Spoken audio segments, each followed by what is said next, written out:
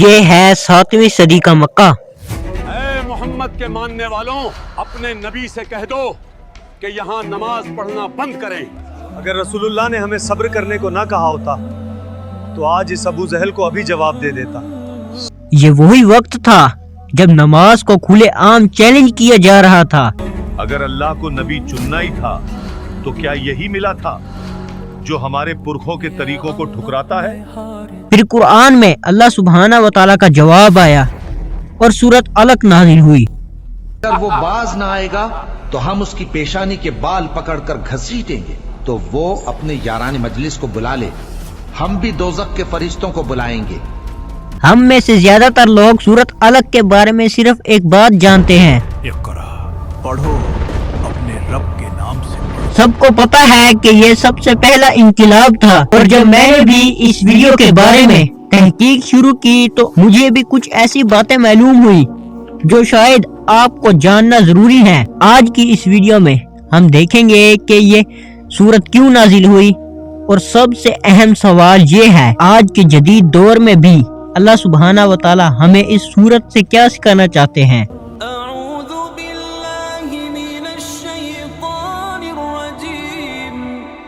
इस जमाने में मक्का में सिर्फ नफरत नहीं थी, तकब्बर भी था। ज्यादा मांग रहे हैं। सोचते थे कि हम अमीर हैं, ताकतवर हैं, तो सच भी हम ही तय करेंगे। दौलत इस बात को यकीनी बनाती है, हमारी बका सबसे पूरे मक्का में क्या यही मिला था अल्लाह को? एक ऐसा शख्स जिसके पास न दौलत है न ताकत है। तुम सच कहते हो अबू अल हकम, नबूवत तो सिर्फ अमीरों और बड़े खानदान वालों का हक है। बातों से काम ना बना तो धमकियां देने लगे। अगर मैंने मोहम्मद को दोबारा यहाँ सजदा करते देखा तो मैं उसकी गर्दन कुचल दूंगा। लेकिन इस दुश्मनी को समझने के लिए हमें थोड़ा पीछे जाना पड़ेगा। बात है 610 ईस्वी की। अरब का वो गर्म रेगिस्तान, मक्का की गलियों में शोर तो बहुत था लेकिन सुकून कहीं नहीं था। लोग पत्थरों के बुतों के सामने सर झुकाते थे और पूरी सोसाइटी अंधेरे में डूबी हुई थी। लेकिन इन सब के बीच एक ऐसा इंसान था जो सच की तलाश में था। जहाँ नबी करीम सल्लल्लाहु अलैहि वसल्लम तन्हाई में इबादत करते थे। अब आपको एक दिलचस्प बात बता दूं, पहले भी नबी करीम सल्लल्लाहु अलैहि वसल्लम को अजब से ख्वाब आते थे। जो भी ख्वाब आता वो बिल्कुल सच हो जाता, यानी अल्लाह उन्हें पहले ही ज़हनी तौर पर तैयार कर रहा था। और फिर वो रात आई जिसने हमेशा के लिए तारीख बदल दी। इक़रा, पढ़ो अपने रब के नाम से।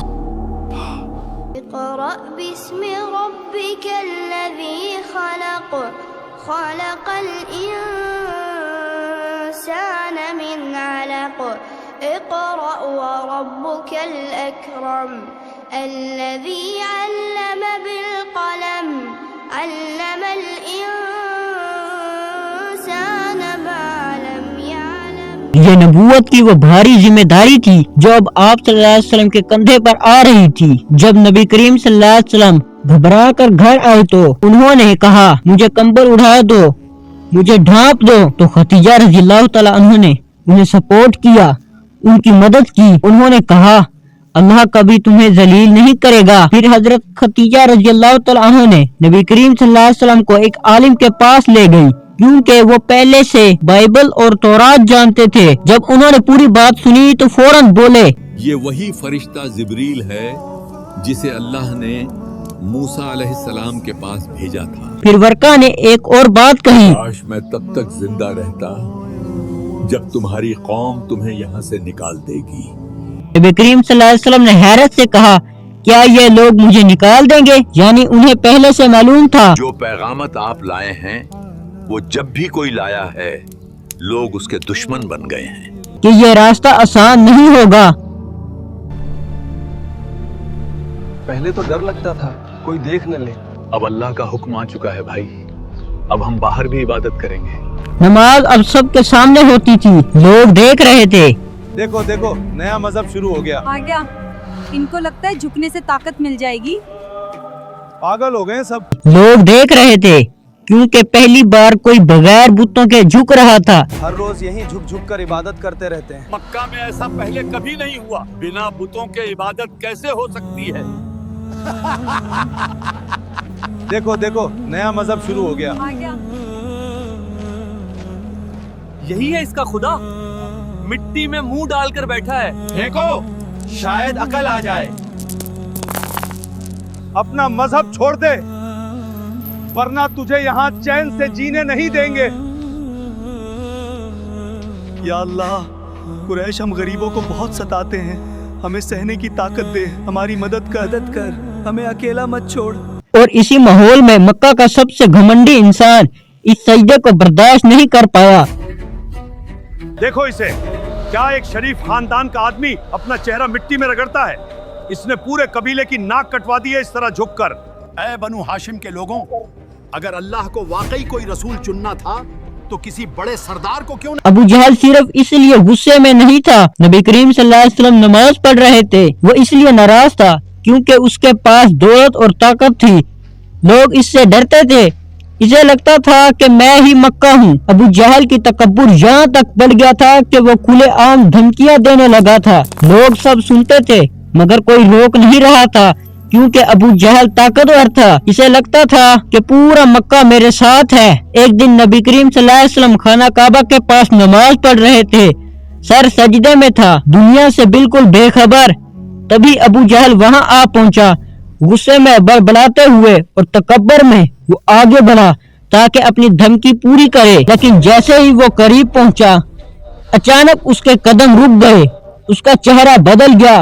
वो पीछे हटने लगा, हाथ से अपना चेहरा छुपाने लगा जैसे कोई चीज इसे डरा रही हो। क्या हुआ अबू अल हकम? फिर वो घबराते हुए बोला, मेरे और उसके दरमियान आग की एक खंदक थी। मैंने ऐसे पर देखे जो आसमान को ढक रहे थे। बाद में नबी करीम सल्लल्लाहु अलैहि वसल्लम ने फरमाया, अगर वो एक कदम और आगे बढ़ाता तो फरिश्ते उस टुकड़ों में पकड़ लेते, यानी अल्लाह ने खुद अपने नबी की हिफाजत की। देखो, अगर वो बाज ना आएगा तो हम उसकी पेशानी के बाल पकड़कर घसीटेंगे, यानी उस झूठे खताकार की पेशानी के बाल। तो वो अपने यारानी मजलिस को बुला ले, हम भी दोजक के फरिश्तों को बुलाएंगे। देखो, उसका कहा न मानना और सजदा करना और अल्लाह का कुर्ब हासिल करते रहना। अबू जहल समझता था कि ताकत पैसों से आती है, कबाइल से आती है, लोगों से आती है, लेकिन इस दिन से पता चल गया कि असली ताकत सिर्फ अल्लाह के पास है। जिस अबू जहल को मक्का में सजदा बर्दाश्त नहीं होता था, वही अबू जहल बदर की लड़ाई में मारा गया। वही इंसान जो नबी करीम सल्लल्लाहु अलैहि वसल्लम को कुचलना चाहता था, वो मिट्टी में पड़ा था और हत्ता के उसकी लाश उठाने वाला भी कोई नहीं था। लेकिन सूरत अलक सिर्फ अबू जहल की कहानी नहीं है। अल्लाह सुब्हाना व तआला ने सूरत अलक को जानबूझकर दो हिस्सों में रखा है। तो चलें अब इस सूरत को आसान अंदाज में समझते हैं। अब अगर आप पहली 5 आयत को देखेंगे, ये इंसानियत के लिए अल्लाह का सबसे पहला और सबसे बड़ा पैगाम है। अल्लाह सुब्हाना व तआला शुरू करते हैं एक हुक्म से। अल्लाह सुब्हाना व तआला फरमाते हैं, इकरा यानी पढ़ो, लेकिन सिर्फ पढ़ना ही काफी नहीं है, यानी अपने रब के नाम से जिसने तुम्हें पैदा किया। इसका मतलब ये है कि हमारी हर तालीम, हर तहकीक, हर इल्म, उसका मकसद सिर्फ अल्लाह को पहचानना होना चाहिए। अगर वही इल्म अल्लाह से दूर कर दे तो वो इल्म नहीं है, वो धोखा है। फिर अल्लाह सुब्हाना व तआला हमें हमारी हकीकत याद दिलाते हैं। अल्लाह सुब्हाना व तआला फरमाते हैं, इसने इंसान को अलग से पैदा किया। अलग का मतलब है एक जमा किया हुआ खून। अब यहाँ अल्लाह सुब्हाना व तआला हमें हमारा बचपन और हमारी कमजोरी हमें याद दिला रहे हैं। अल्लाह फरमाता है कि सोचो, तुम इतने मामूली थे कि तुम्हें जिंदा रहने के लिए भी किसी सहारा की जरूरत थी।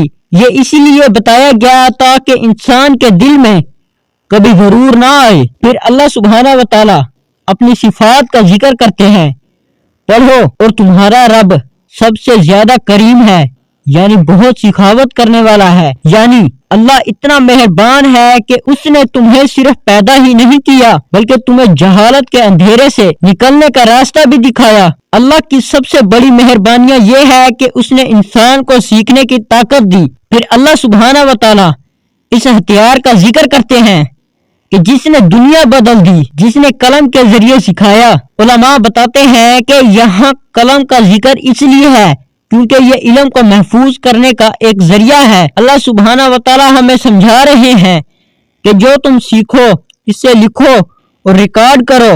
پھر آخر میں اللہ سبحانہ و تعالی علم کی اصل وجہ بتاتے ہیں. انسان کو وہ سکھایا جو نہیں جانتا تھا. یعنی جب تم پیدا ہوئے تو ہم خالی دماغ کے ساتھ آئے تھے.